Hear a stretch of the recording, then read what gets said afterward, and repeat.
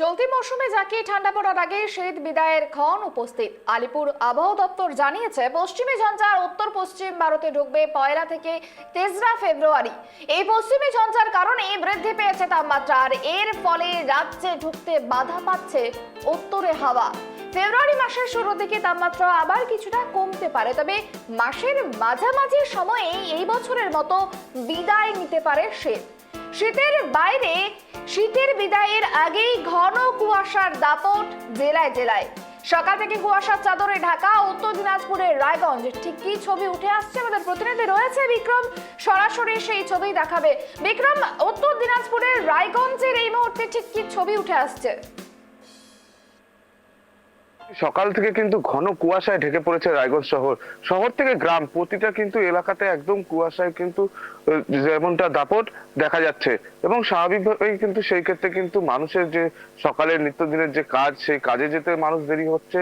পাশাপাশি যেমনটা রাস্তায় গাড়ি ঘোড়া কিন্তু একদম ধীর গতিতে চলতেছে।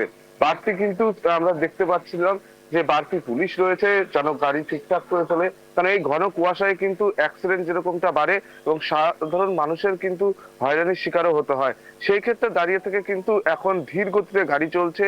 এবং যেমনটা আবহাওয়া দপ্তর থেকে জানা যাচ্ছে যে সর্বোচ্চ আজকে তাপমাত্রা থাকবে 24 ডিগ্রি, সর্বনিম্ন তাপমাত্রা রয়েছে কিন্তু 13 ডিগ্রি।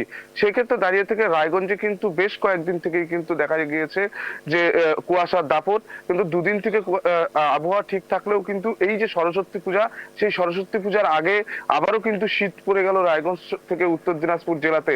সেই ক্ষেত্রে দাঁড়িয়ে থেকে কিন্তু কাল থেকেই কিন্তু সরস্বতী পূজা, যেমনটা আমরা জানি 2 দিন রয়েছে, এই 2 দিন অর্থাৎ 3 তারিখ পর্যন্ত কিন্তু এই কুয়াশার দাপট থাকবে বলে কিন্তু আবহাওয়া দপ্তর সূত্রে আমরা জানতে পারছি। সেই ক্ষেত্রে দাঁড়িয়ে থেকে দেখো একদমই কিন্তু কুয়াশায় যেমনটা ঢেকে পড়েছে রায়গঞ্জ শহর।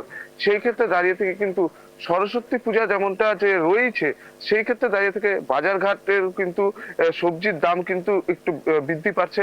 কারণ গ্রামগঞ্জের থেকে যে সমস্ত সবজিগুলি আসছে, সেই সমস্ত সবজিগুলি কিন্তু আজকে অনেকটাই কিন্তু কম এসেছে। সেই ক্ষেত্রে দাঁড়িয়ে থেকেও কিন্তু বাজারের একটু আগুন দরটা বাড়ছে বলে কিন্তু আমরা জানতে পারছি। এখনো দেখো ঘন কুয়াশায় যেমনটা রায়গঞ্জ শহর ঢেকে রয়েছে, সেই ক্ষেত্রে দাঁড়িয়ে থেকে কিন্তু রাস্তাঘাটে লোক একদমই সংখ্যা কম দেখা যাচ্ছে। বাজারঘাটেও কিন্তু লোকের সংখ্যা একদমই কম দেখা যাচ্ছে। সুপর্ণা, বিক্রম, আরো একটি বিষয় জানতে চাইবো, এই যে ঘন কুয়াশার দাপট এবং যে ছবি দেখা যাচ্ছে, দৃশ্যমানতা একেবারে নেই বললেই চলে, সেক্ষেত্রে বেলা বাড়ার দিকে এই একই ছবি কি দেখা যাচ্ছে, নাকি বেলা বাড়ার দিকে তাপমাত্রা কিছুটা বাড়ছে? দেখো যেমনটা আমরা জানতে পারছি আবহাওয়া দপ্তর সূত্রে, যে বেলা বাড়তে বাড়তে কিন্তু দুপুর 1টা থেকে 2টার দিকে কিন্তু 23 থেকে 24 ডিগ্রি তাপমাত্রাতে যেতে পারে। কিন্তু সেই ক্ষেত্রে দাঁড়িয়ে থেকে কিন্তু সূর্য দেখা কিন্তু আজকে নাও মিলতে পারে উত্তর দিনাজপুর জেলাতে। হালকা হালকা কিন্তু আস্তে আস্তে হয়তো কুয়াশা নাম কাটলে পরেও সূর্যের যে দেখা, সেই দেখা কিন্তু নাও মিলতে পারে বলে কিন্তু আবহাওয়া দপ্তর জানাচ্ছে। সেই ক্ষেত্রে দাঁড়িয়ে থেকে সূর্যের দেখা মিললে পরেও কিন্তু 1 ঘন্টার জন্য হয়তো সূর্যের দেখা মিলবে, কিন্তু তাপমাত্রা কিন্তু একদমই কম থাকবে। 24 ডিগ্রির মতন তাপমাত্রা থাকবে। সেই তাপমাত্রাতে কিন্তু সূর্যের দাপট কিন্তু সেইভাবে দেখাতে পারবে না।